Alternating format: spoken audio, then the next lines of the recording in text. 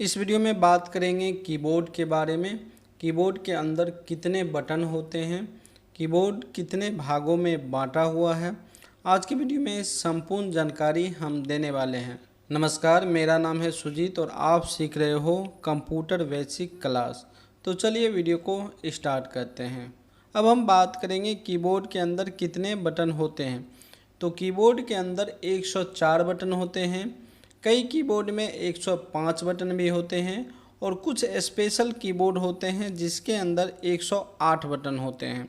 अब हम बात करेंगे कीबोर्ड को कितने भागों में बांटा गया है। तो आप यहाँ से 1 से आप 12 तक जो बटन देखे हो इसे बोला जाता है फंक्शन की। यहाँ से लेके यहाँ तक जो आप बटन दिख रहे हो इसे बोला जाता है अल्फ़ा न्यूमेरिकल की। यहाँ से लेके यहाँ तक जो बटन आप देख रहे हो इसे बोला जाता है कर्सर कंट्रोल की।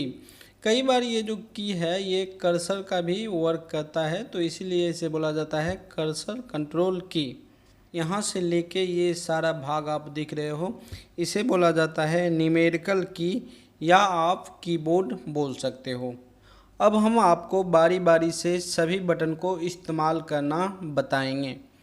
तो देखिए यहाँ पे आपको फर्स्ट बटन यहाँ पे दिख रहा होगा ESC। अगर आप टेली वगैरह में वर्क करते हो तो ये बटन से आप एग्जिट हो सकते हो।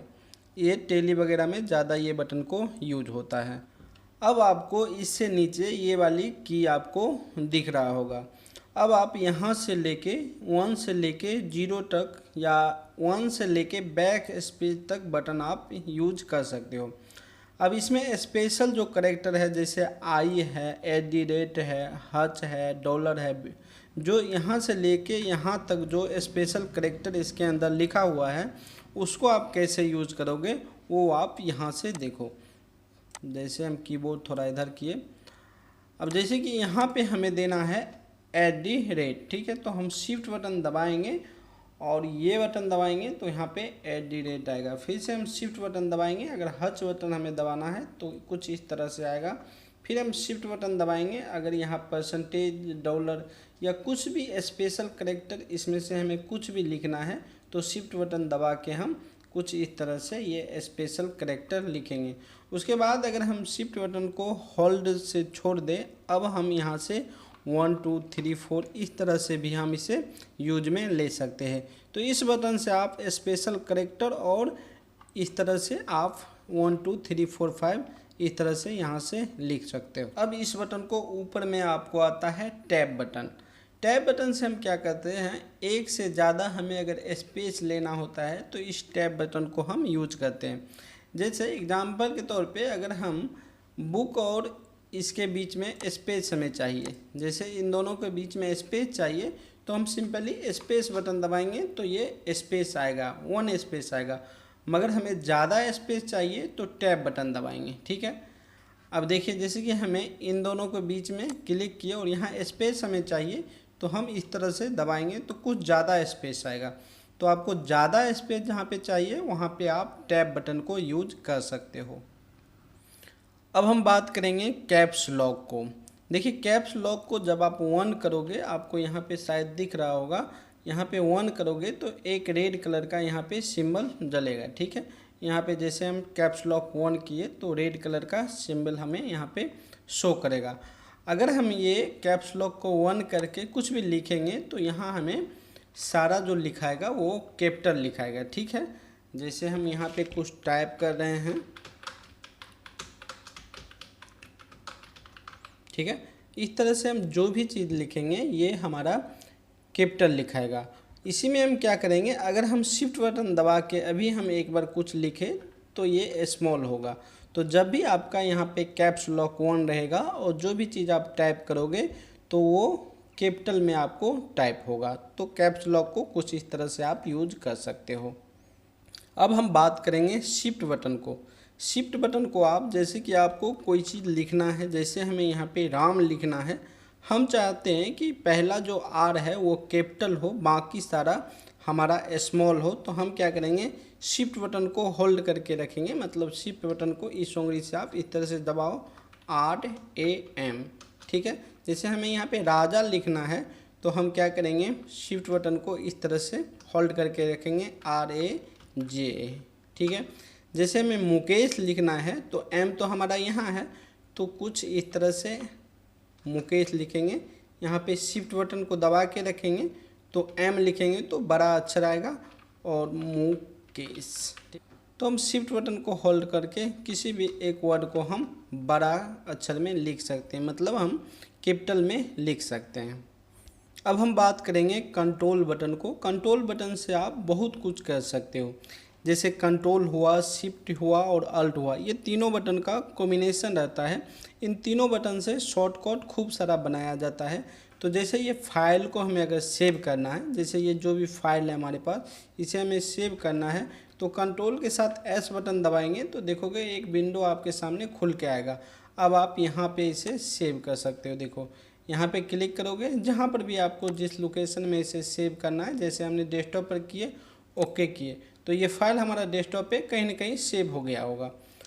अब हमें क्या करना है, जैसे कि अगर इस फाइल को सेलेक्ट करना है, जैसे यहाँ पे जो भी चीज़ हमें लिखा हुआ है, अगर हम कीबोर्ड माउस से सेलेक्ट करें तो कुछ इस तरह से हम सेलेक्ट करेंगे, मगर हमें पूरा जो जितना हमें लिखा हुआ यहाँ पे है सारे चीज़ को अगर सेलेक्ट करना है तो कंट्रोल के साथ A बटन दबाएंगे तो ये सेलेक्ट होगा।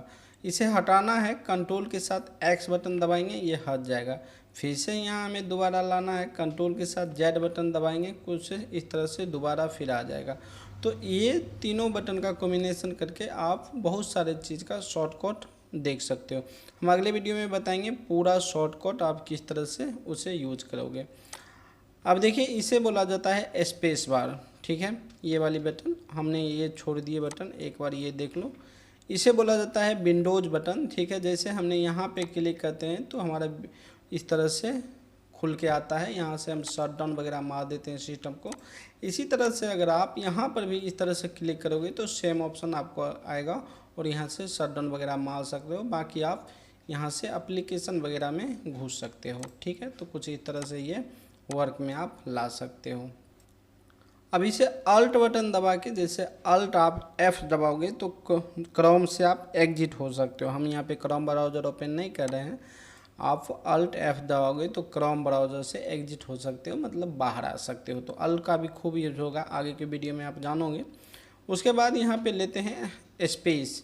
स्पेस का मतलब क्या है कि जैसे कि हमने यहाँ पे जैसे 2 पे क्लिक किए, हमें स्पेस देना है तो हम इस तरह से स्पेस दे सकते हैं। इस तरह से स्पेस दबाएंगे, ये आगे जाएगा। फिर से हमें अगर कुछ लिखना है, अब स्पेस हमें कम करना है तो ये बैक बटन दबाएंगे, बैक स्पेस, ठीक है।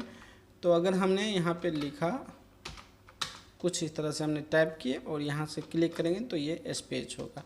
तो इसका काम रहता है बेशक ही स्पेस का ही काम इसका रहता है।